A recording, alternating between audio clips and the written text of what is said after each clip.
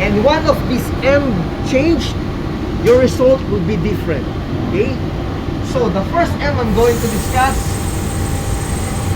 is human. So he's telling me he knows lithography already because he's shadowing someone. So if a process is processed by another person, it will have a different result. Why? Because even in industry, we calibrate people when we are doing the process. So when we calibrate people, we call it attribute, repeatability, and reproducibility. So if we're talking about tools, we call it GRR. It's called gauge, repeatability, and reproducibility. You have to repeat and reproduce a sample in a number of times, and you will have the same result. So shadowing a person doesn't mean you already can do anything. So it's really not good already in the process. There's a lot of variation and variables that are controlled in this process. So number one is math. Okay? Because students here love bringing in paper done by another person. Then they just want to come here and feel like they know everything, and they want to repeat what is written there. It will never happen.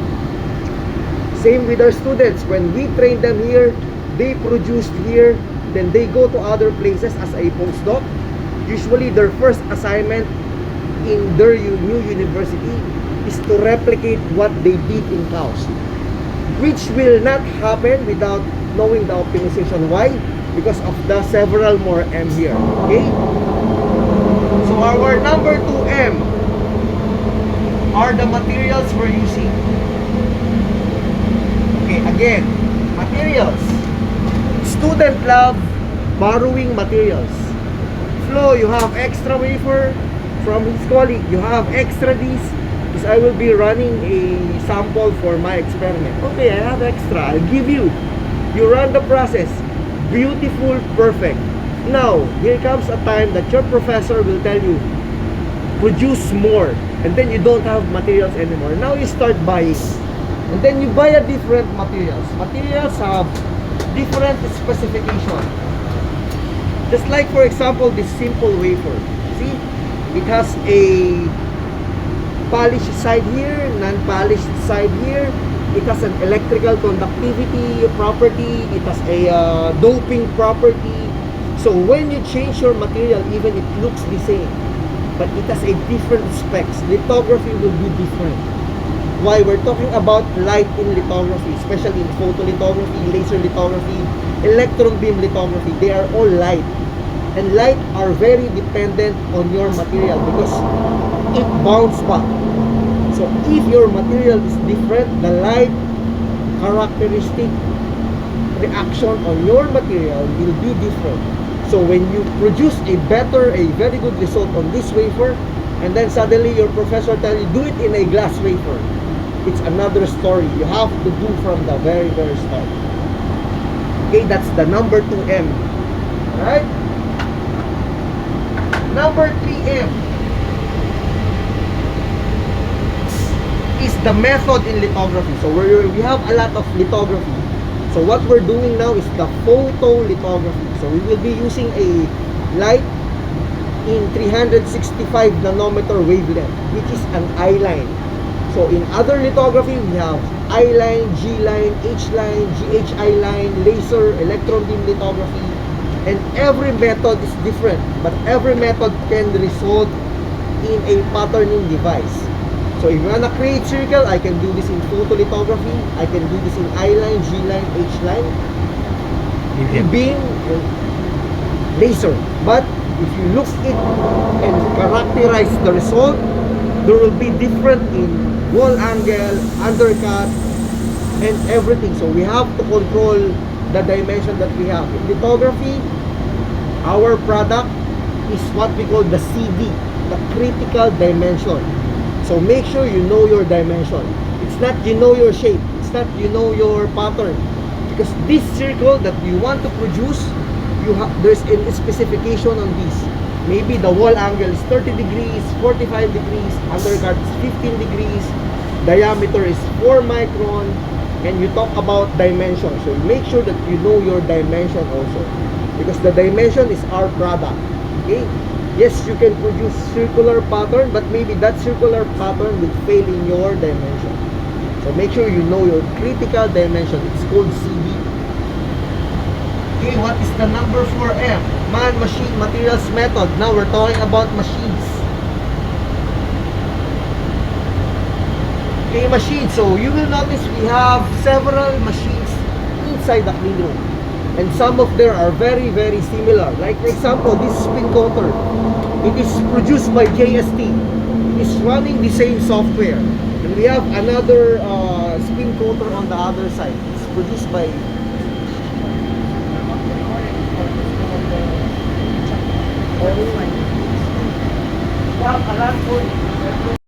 You can start. okay, machines. So we have different types of machines, but even we have similar parameters, same manufacturer. You should know the tolerance because sometimes the 3000 RPM here, it's just 2995 here.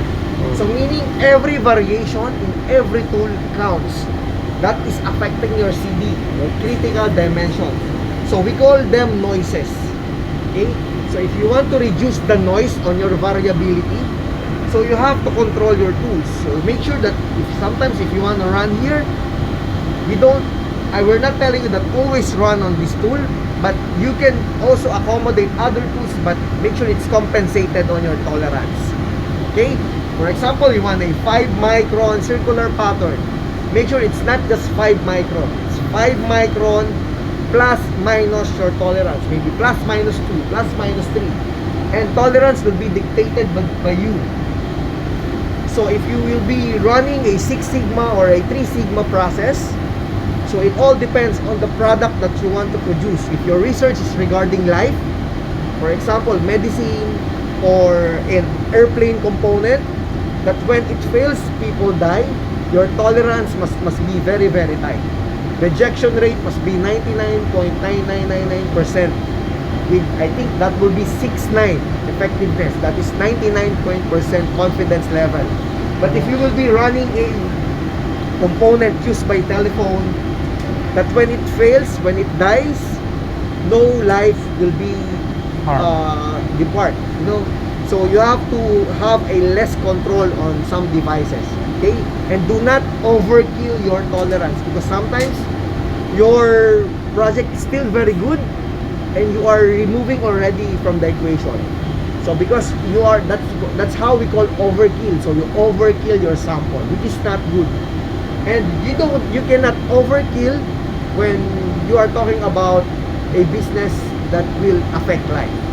So you should balance between the two. Okay? And this is the 5th one. So we call it still M, but it's actually environment. I told you some of our students go for their postdoc activity in other university after graduating here. I experienced this a lot of time that they call us again. Flo, I'm doing this project, but I cannot repeat it. I cannot replicate it. She is already the one using it. They buy the materials they used here. He's using the method they done here, and they bought perfectly the machine that was used here. Everything is complete, but they cannot bring Saudi Arabia in where they are now. So I'm telling you, a student that went to Purdue University in the United States, her first assignment, do what you did in CALS. We will buy everything that you need. Because temperature, humidity is very, very different in Saudi Arabia. Yeah, I see. Like lot of optimization they did for sputtering that we still don't know. We just using it. There will be a lot of optimization. Why? Because the environment affects your resist. The environment affects the process itself, your material. So even humidity here. Sometimes when you go to the clean room, you will smells like it's like raining in the clean room, because when you go to the men's restroom, beside that men's restroom is a door lock. It is actually a boiler. So every time our humidity is out of specs, the boiler starts and we're kicking in humidity in the clean room just to maintain the environment we have in this specific clean room. So environment is very, very important.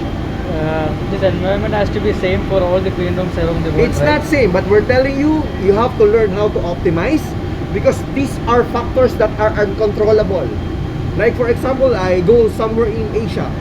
Asia has a lot of storm, typhoon, and when there's typhoon, the temperature, humidity around the area is low. It's a low pressure area. So we have a facility, for example, because I was working in industry for 20 years before going to house. So in industry, we have the same product, the same material, the same tool, but we have different location.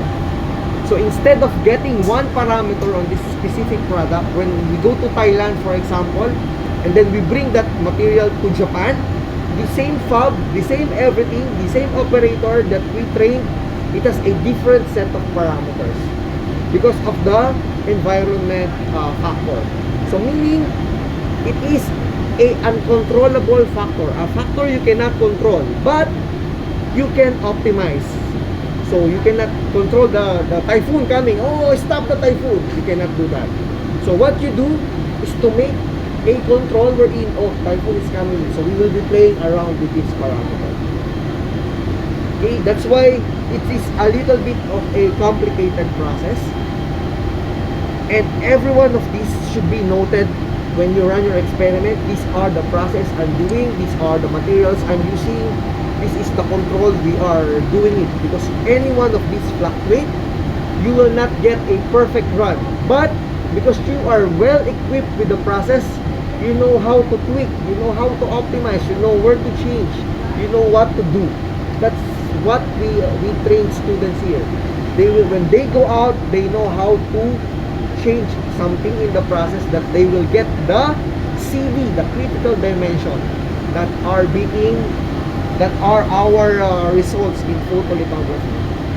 Alright, so all of these, we call these variables. Okay, and variables affect your tolerance. So you add up the variables from man, variables from material, the method, the equipment. Now you will come up with my CD that is 4 micron plus minus coming from these noises, plus minus 3, plus minus 2, plus minus 4. But it just not, it is not a number that you invent. It is a number that you compute based on how much sigma you wanna play it. If you wanna go 3 sigma, you wanna go 6 sigma, it's all up to you. A big pattern, which is this pattern, a Gauss logo pattern. We have more complicated patterns around, but usually we give them on the training when they have their hands on already. Like for you, you're a master student. I'll give you a bet. After all the training you come here, I won't see you again after 6 months or 3 months. Because sometimes you will be given another task. And then the training we did is a waste of time. If the training that I will give you is very detailed, because when you come back after 6 months, you forget already everything. And then you will tell me, oh, then you train me again. So for now, we show you the basic one, so you will feel the taste of lithography. But when your project comes, you come with us again, and we will show you step by step in details what you need, what your application needs, because there is a lot. It's like food recipe. Sometimes you want it salty, sometimes you want it soury, spicy. So you can play around with all the parameters depending on your project. Okay, that's fair enough. So for now, I'll show you the tip of the iceberg on how to spin coat. So this is the tool, that is the EVG tool we expose, we develop.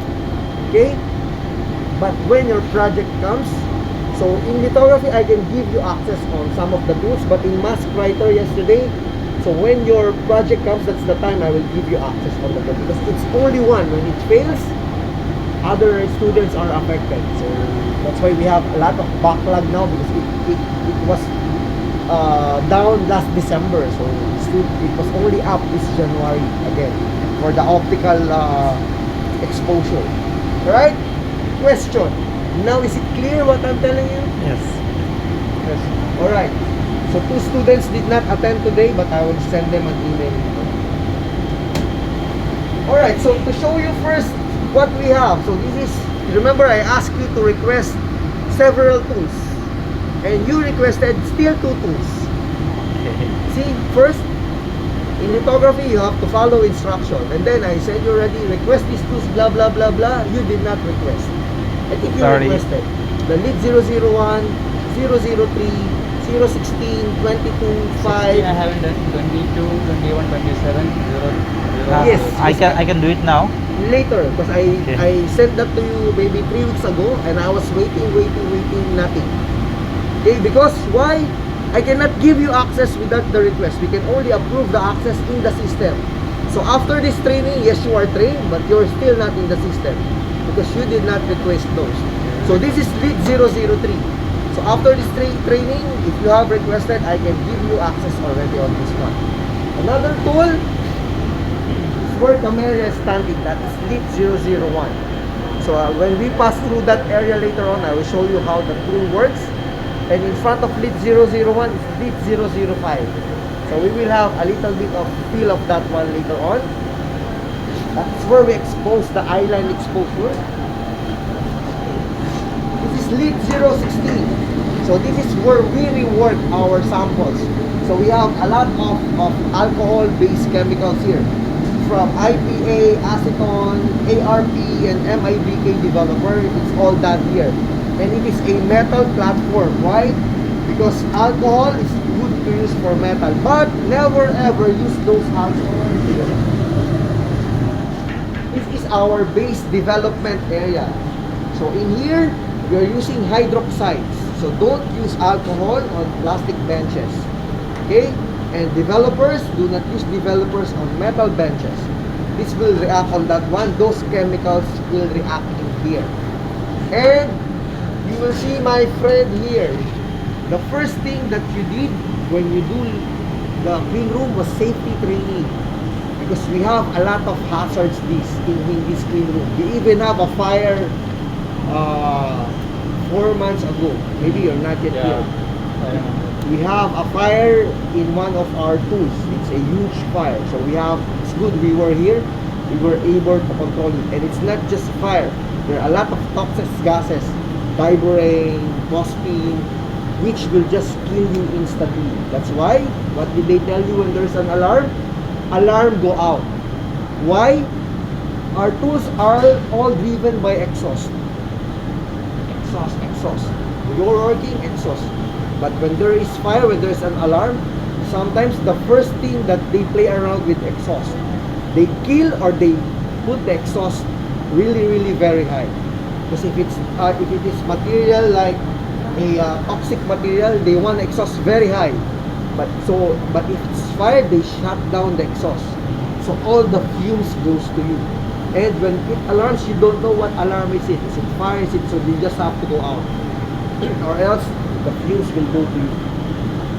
Okay, let's go down here.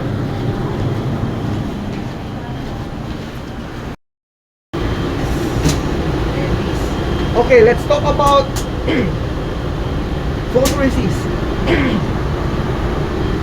So photoresist, we have a lot. So we have some photoresist in here.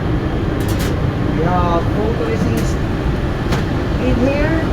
If we go to the other spin coater, there's a lot of photoresist as well. And we have more in the fridge.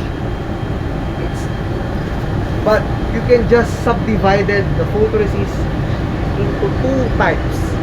A positive one and a negative one.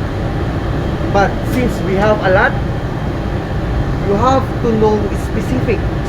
Okay, what positive resist should I use? What negative resist should I use? Because there's a lot of variation. It all will depend on your critical dimension. Okay? Because we need the critical dimension as the angle, the size, okay, the footing. So then that's the time you will decide, oh, I'm going to use positive resist or negative resist with this thickness. Okay? But of course, just like anyone else, they will start with a guide coming from someone else, coming from a paper, coming from a professor. Okay, do this. Initially, use this, use this, use this, use this.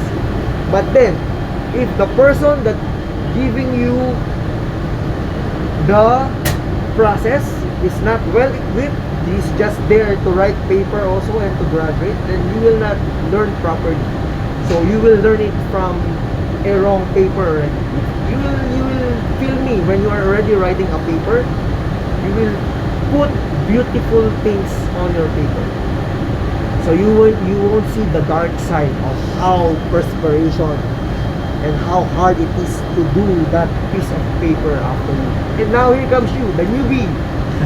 You feel, oh wow, it's beautiful. And then you run and you will feel frustrated. Why I cannot do this project? It says I can do this. Yeah, it's like cooking. I mean, you follow the recipe, but it doesn't taste the same. It's the same because there is some technique, there is some other hidden special character on that recipe that is not written there. Then you will feel it when you are running the show already. Alright? So we have two types of photoresist. A positive type and a negative type. Okay, so what's the difference? For example, I have a wafer here. I just drew it sideways, wafer. Then we will coat it with a positive photoresist. For example, ECI 3027. And make it positive. I'll put another one here. I'll put this negative. Okay? Now, you will notice this is a mask. Remember yesterday we went to the mask writing. Mask writing is capable of 300 nanometer patterning. But this one is huge. It is huge, so students can see the effect of the photoresist. So here, the part that is bright, that is where the light will pass through. So because this mask will be directly in contact with your wafer. Okay? And in your wafer, the one that will be exposed with light are the one that with transparent side. So the transparent part will be exposed. So for positive resist, for example, the one you expose, I will expose this area, it will be removed when we develop. But for negative resist, when you expose this area, when you develop, the one you expose will stay. Okay? So what we will be exposing here is this part, the one that is transparent. We will not be exposing those parts. So when we develop our wafer, you will see a house logo. Meaning, the house logo has photoresist in it because it will stay. If it's positive, the one you expose, we will expose this area, will be removed. The one you don't expose will stay. So your wafer will have photoresist on those areas. And then the rest of the opening, you can do anything afterwards. You can do deposition, you can do etching, or even it's already the final process that you want. Okay? You can use a dielectric material, so just to insulate something underneath. So it all depends on your application, and it all varies step by step. Okay, let's make this first.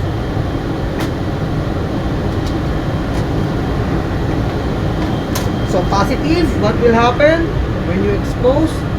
It will be removed. It will open up. Negative, it will stay. Alright? Now, but there are a lot of things to play around. Like for example, the thickness. See, if we're using for example ECI 3027, when I spin coat, it will give me a 4 micron resist thickness. This one. 4 micron. But if I will be using other photoresist, some will give me more thickness, 10 micron, 1.6 micron, 0.6 micron, 1.4 micron. So it all varies on the thickness. Okay? And each of the parameter, when you change, you will have variation in exposure. So you have to play with exposure energy also. In order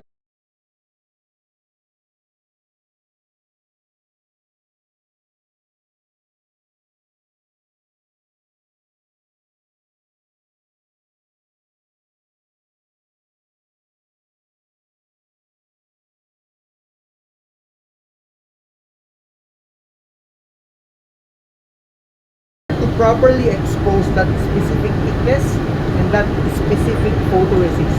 Okay? Now, where do you use this? Remember, after photolithography, you can do etching, you can do sputtering. Now, one of the factor that requires thickness is a term called selectivity. Etching Selectivity. Huh? Why? Because when you etch your material, you will etch your whole sample on it. You will not only etch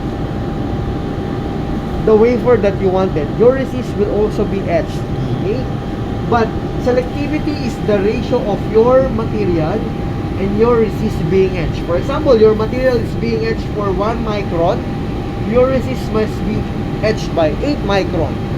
So meaning when you want to do your lithography, you want a resist that is more than 8 micron in order to etch this part 1 micron. So you have to etch this 10 micron. So you have to do more thicker. Alright?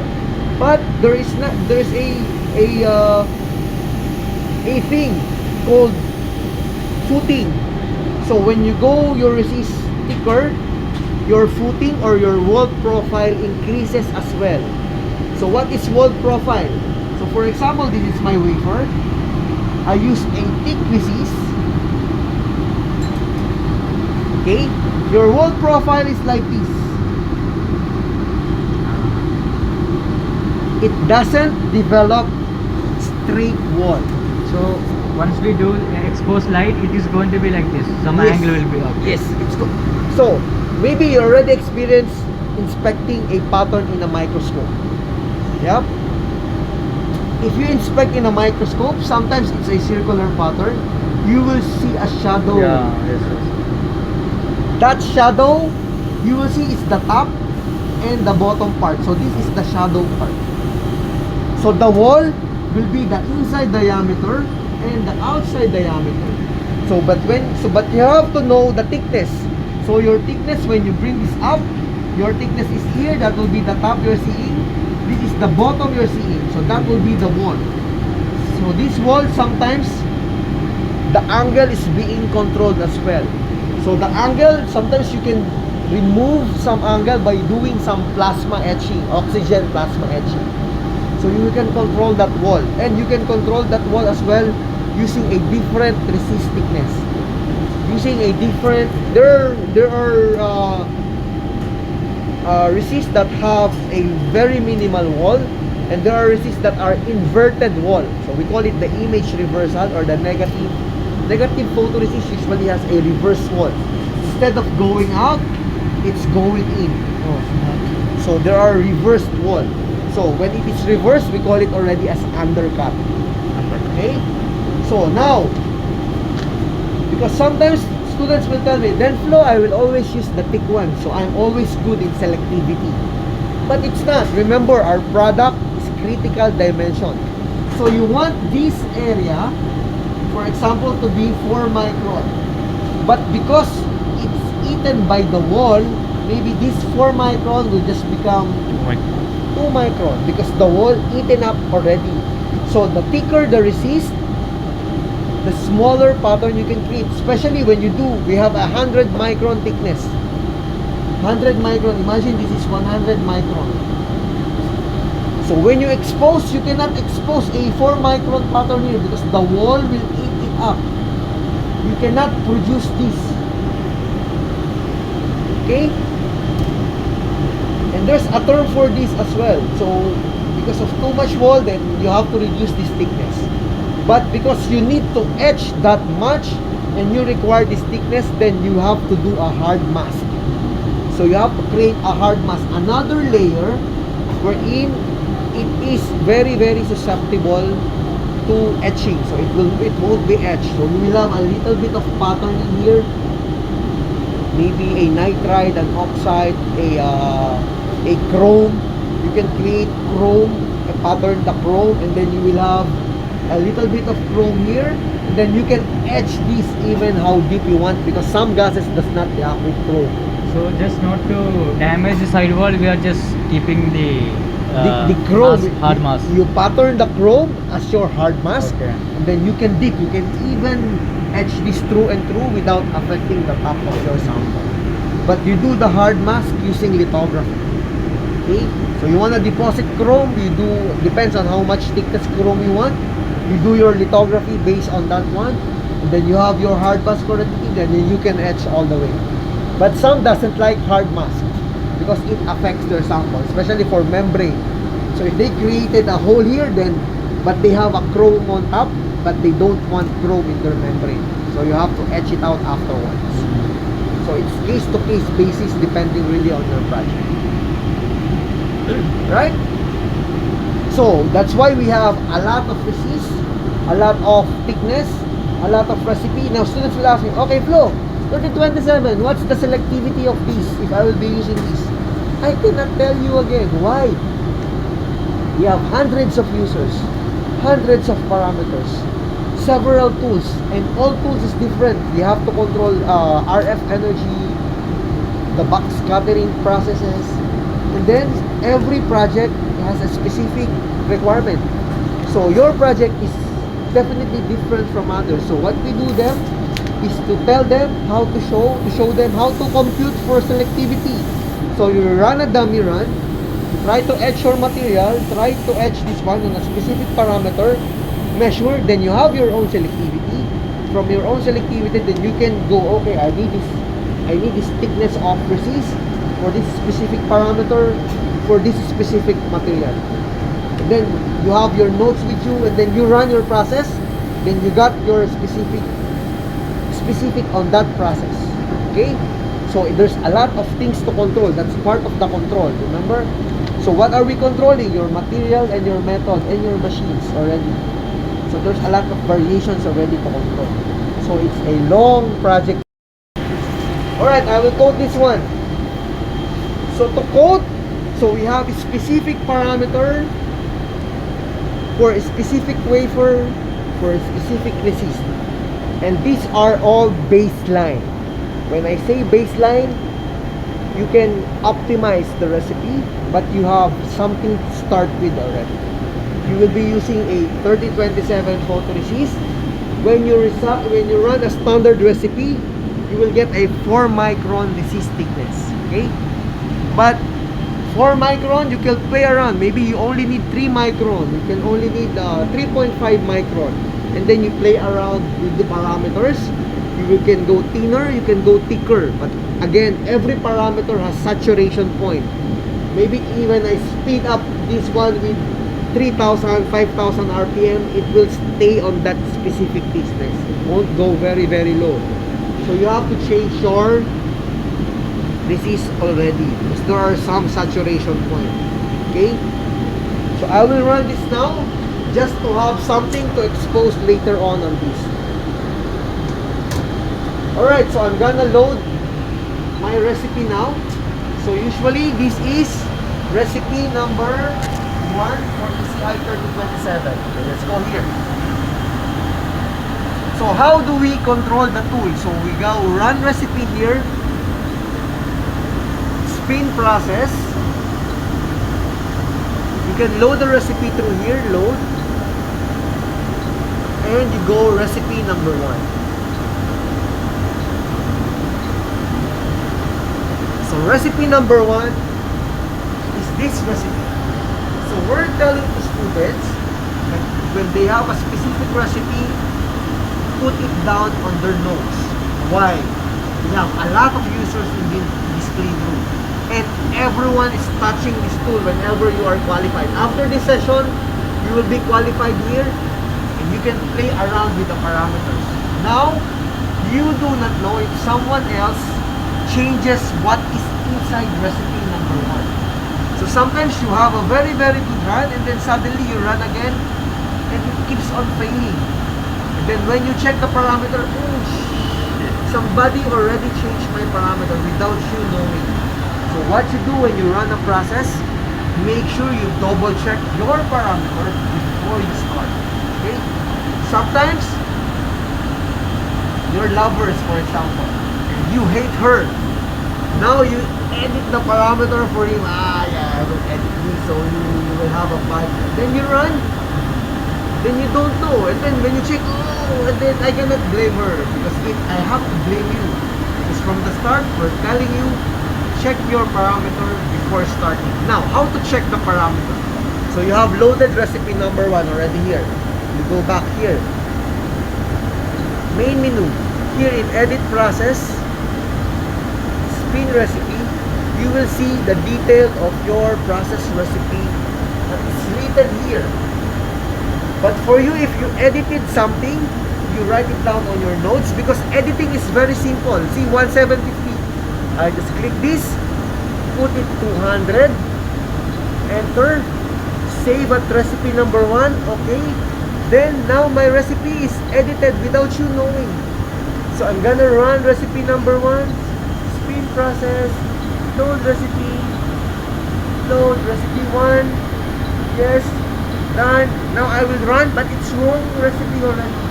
So all you have to do is go back here, back, main, edit, spin recipe, and you will see here it's 200. But original is 1750. So I'm gonna put now 1750 here. One question, sir. 750. Yes. Can we check the other recipes from the same menu by loading? Yes. Same. So if you load from here, it's the same. If I load recipe number 2, it will load recipe number 2. But I'm just telling you that when you start, you load your recipe and then you run, then it might be wrong already. Okay, now it says do not edit 1, 2, 3. Remember, I edited 2, I edited 1 change, but because this is the mother of all the recipes. So from here, you will get 4 microns, and what you do is to speed up, then you will get a thinner one, or you spin code in a longer time. So Time is in minutes or seconds. So it's here. It's 30 seconds, 3 seconds, 3 seconds. So you can make it 1 minute if you want, 60 seconds. Then you will have a little bit of thinner thickness. And then here, if you go higher speed, also the same. If you go slower speed, it will up. And then if you change something, make sure you save, but save it differently. Save it as your name. Then it's okay already. Or save it as your group name or your girlfriend's name. It's up to you. Okay? But don't save it as 1 because this is the baseline. So let's go back now. So this is also how you optimize your spin coating. You can speed up and you can create some different timing there. One more question. Once we are done with this spin coating and baking, how do we make sure how much thickness we have? Okay, so we have a lot of metrology tools inside the keyboard. So what you need is a metrology, the MEP010. It's a profilometer. So if you will be doing, for example, a lithography like this, you run a simple process, you will have a developed part and not developed part. And then you run a profilometer. It has a needle, diamond tip. It will go and measure how deep was your thickness. Okay, do that when it's already baked, because if it's not baked, then the tip will have a lot of resist because it's a contact MET 010, right? method. Profilometer. That's one way. If it's too small, because sometimes the pattern is too small, then you can just have a dummy run with a bigger pattern. Or if you have no material, you can go AFM. But AFM is on the other side of the keyboard. It's in the imaging and characterization. It's atomic force microscope. We also have ours. If it's really small, we have an SEM here. So there's a lot of ways measuring our profile. So you characterize afterwards. And then write down this parameter. I will have this thickness, because that will be your golden book. When you're writing your paper already, you put your hardships there. It's not straightforward. It's your project. Okay? So when you save with a different parameter, do not save as 1, 2, 3. Save is a different way. So this is still number 1. So okay, now it's back to original. Now, you talk about baking. See our baking? We have different temperature. We have 110, 100 degrees. When you come back here, we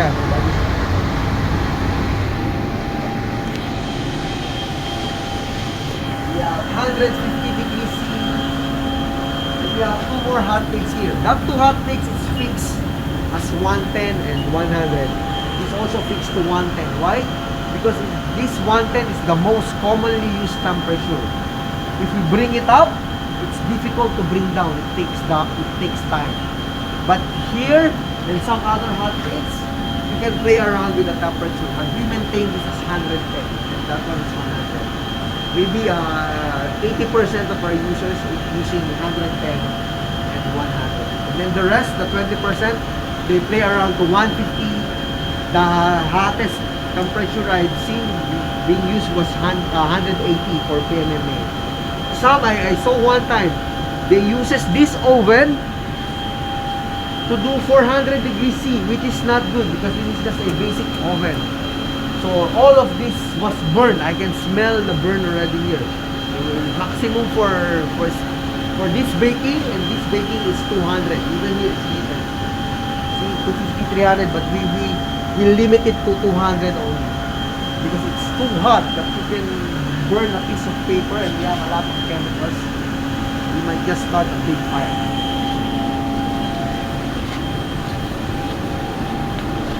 Alright, more question? Alright, so I will coat this one now.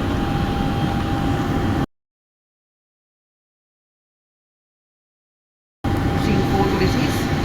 So we talk about baking, right? So baking temperature is one variable that you control. The temperature and the time. Okay? Just like food again. If you overcook, tastes like toasted. If you don't cook well, then it's different. Maybe it's raw. You eat beef, you eat lamb, but you cannot pull it out. Okay, same with cooking. Because when you develop, when you overbake, it will vary the time when you develop. Okay? Now to load the sample, you just put it here. Close the door. Run the process. Main menu, run. Screen process. Load the recipe. Load. Recipe 1. Yes. Done. I put my wafer in. I'm gonna center it. See, is it centered? It's not centered. That's why we have the centering tool here. The vacuum automatically turns off when I open up the door. Then I can use the centering tool here.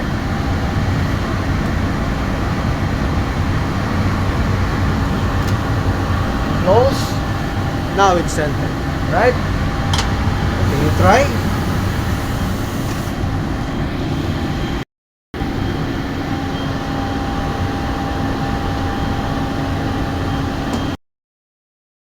To put in my photoresist. That 10 seconds I only put for the training that we have. For you, you can dictate how much time you want. Some of the users I saw, they even have 30 seconds. So when I click spin, it will rotate very slow at 50 RPM. Some users even have this zero speed. It does not rotate. And it's 30 seconds. Why? Because they have a irregular dimension on their pattern. It's like a microscopic slide. So they put their photoresist manually. So it all depends on you. It depends on your project, on how you will have your spin coating. That is part of the method. So you can spin using my way. You can spin on your way. But remember, if a method is changed, something will change on your process, but that will be dictated by you. So because this is a research fab, there's no straightforward on how you want to put your sample in, how you want to put your resist in. But what is certain is the volume of the resist. So some users uses this.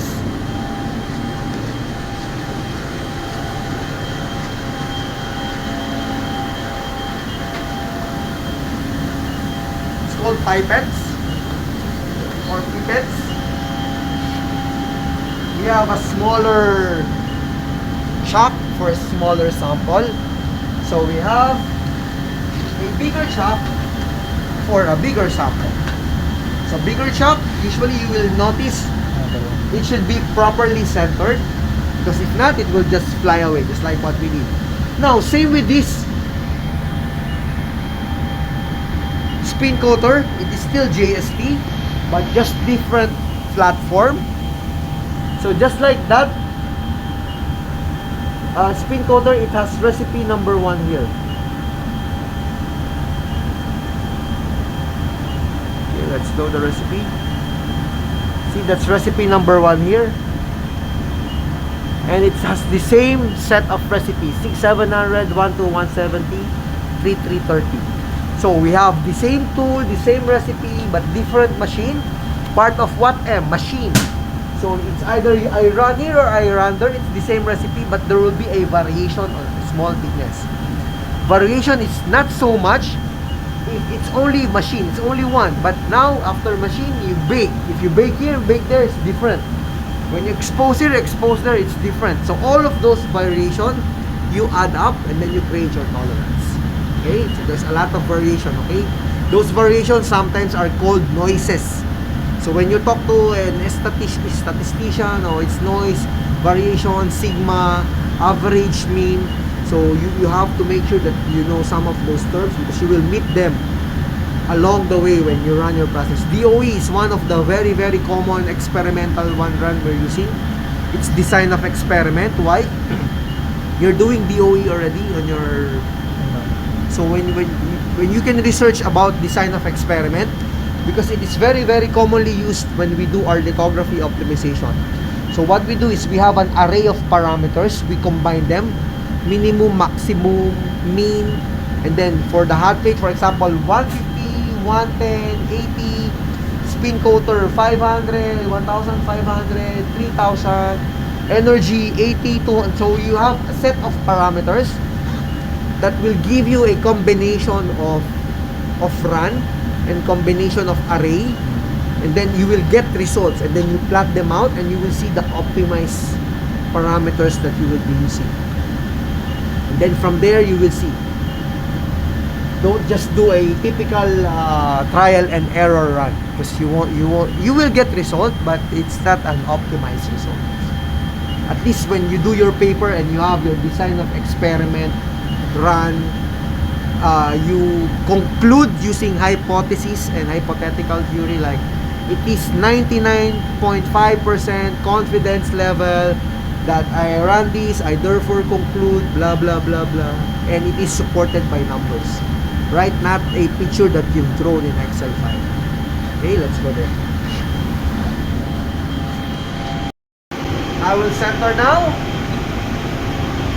So in reality, in the actual process, you control the volume, but then we have also control the parameters. So in this training, I will intentionally put a little bit of resist in here. Why? To show you how our recipe works.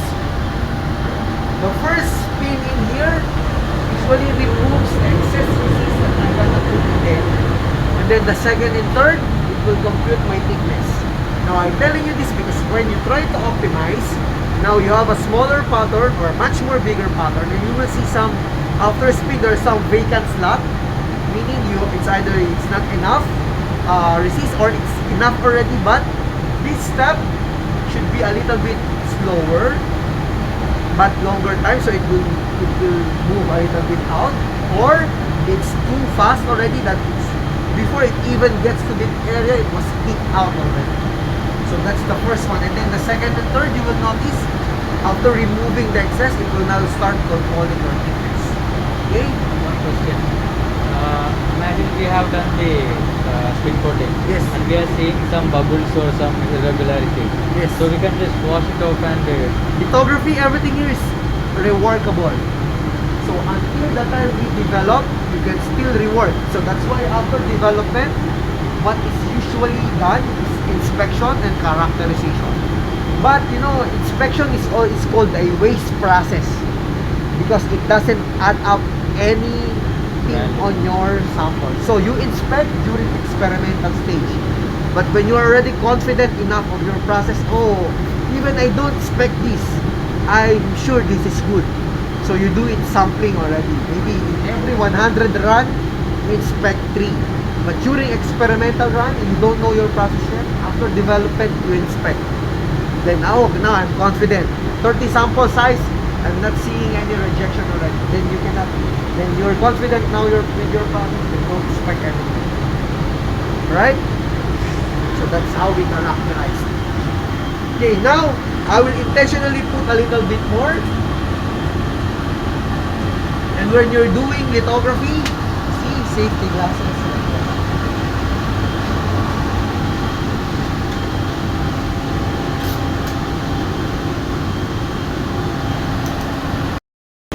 Just a little bit more. After 10 seconds, it will be removed. Then it will now start controlling my thickness.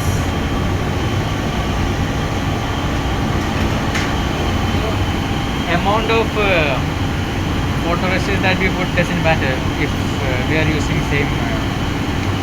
Yes! A controlled volume already. Maybe I'll use 5 ml, 10 ml, 1 ml, because there will be a combination of coating as well. Sometimes you put another layer, we call it the conductivity layer or lift-off resist layer, and it will alarm, okay? And then the temperature, 150. So temperature is sinusoidal, okay? So it goes up, it's up, beat the maximum, it goes down. So it's sinusoidal, it's up and down. It's turn on the power, turn off the power. It's just like this. So why plate temperature is showing 115? Yeah, because it's sinusoidal. This is your Okay. target. So when it's cooled down, it will turn on the power, up. It will overshoot. Turn off the power, it will go down. Okay, it will keep on repeating. Yes, it's sinusoidal. Alright, what else? For 1 minute. So there's different temperature that's written here at different time. Okay, 100 degrees C here. And 1 minute. So I'm gonna make this now. I need a user. Timer. So these are clearly timers, not directly contacted. You can use your phone as well as your pencil. See, these are they're talking about the bubbles and everything. So these are dummy wafers we're using. So you make sure that before you start, your wafer is very, very clean. Because if you use dummy just like me, then there will be a lot of contamination already. Because you have to prepare your sample before that. Start now. So there are purposes why we bake. So first bake, it's called pre-bake. This remove outgassing, and this promote adhesion on your photoresist and your wafer. Okay? So it can stick properly, but we have materials that are hydrophobic. Even whatever you coat with resist, it will just kick out your photoresist. So that's why we have pre-processes like oxygen plasma, adhesion promoter. You can add that on your sample before doing the spin coating. See, that's part of the material. So when your material is hydrophobic, it will just kick out your photoresist. It will not stick in here.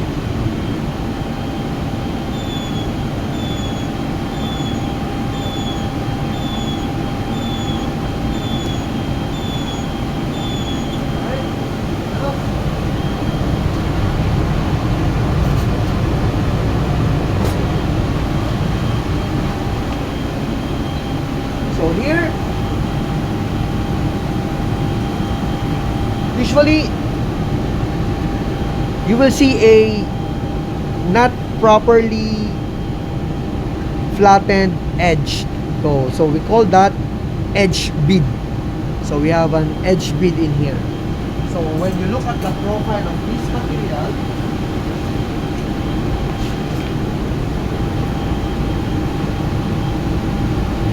it is like this. Okay. The edge is thicker. So the more thicker your resist is, you will have greater edge bead. So this mode.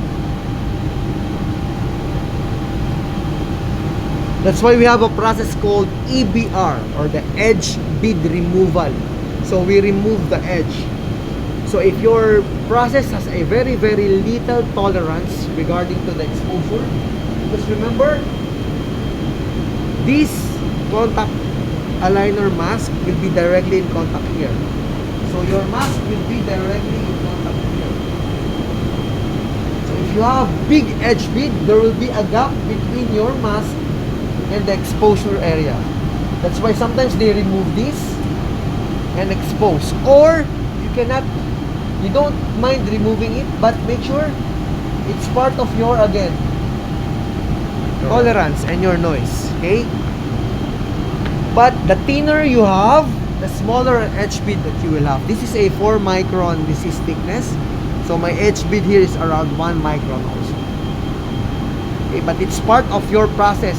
It is an inherent in a spin coating process, but if you are sensitive enough, then you can remove this edge bead through EBR, edge bead removal process. So we have specific process for that one. Okay? So we will coat this, we have coated this, and we will be exposing this afterwards. Before going in there, any question regarding some basic things in here? I didn't saw the operation of bake. Bake.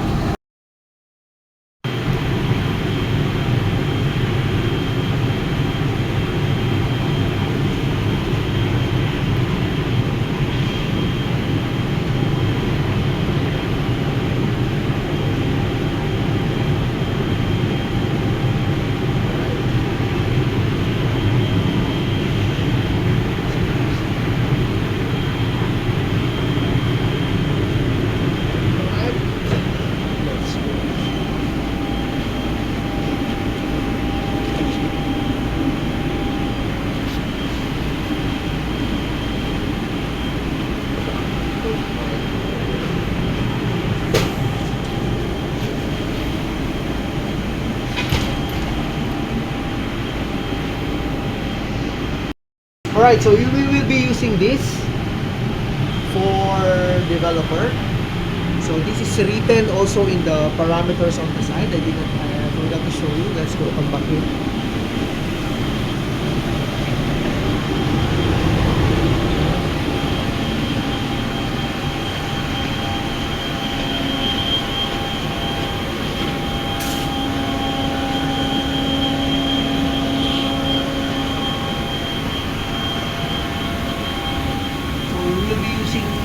Parameter, so we will develop for around a minute or so using ASA 726.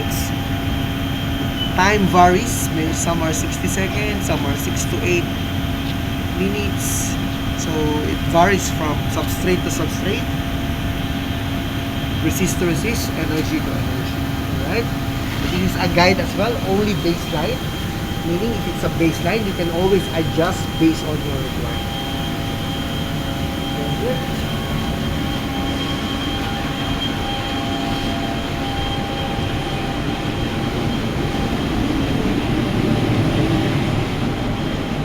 Same thing, every bench, a goggles is required. We will be working in a acid bench. We are even required to do the gown. Here, gown is not required.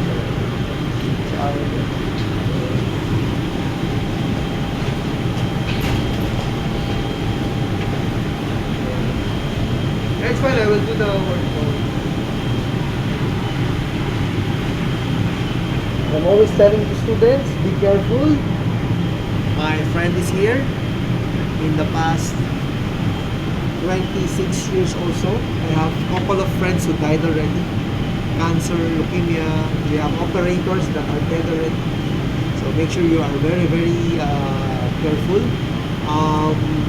You have kids already? Kids. Half of my colleagues know kids. Because during our time, safety is not an urgent matter. They just want to produce. But when the effect is already being felt, that's the time they are very conscious with safety. Make sure it's properly exhaust, controlled, different benches, especially for operators. Our operators, so we're working in an industry, so we're building computer hard drives. So So it is running, it's reading and writing the data on your computer. Until now, the only difference between then and now is our hard disk drive becoming smaller and smaller, and becoming bigger memory. So in the past, it's one gigabyte. It's very difficult to do already. Now you see terabytes, and it's reading and writing your data in your software, the one we're building. So in manufacturing stage, because during our generation, it's the generation we're in, we are doing manual. I don't know if you see a typewriter already. When you put Yeah, the yeah, paper I've and seen then it. I've seen it. That's Yes. the time where we transform from that type of system to a computer. You print now. But it's dot matrix. The printing last time was dot matrix. So that's the time of the transition. So imagine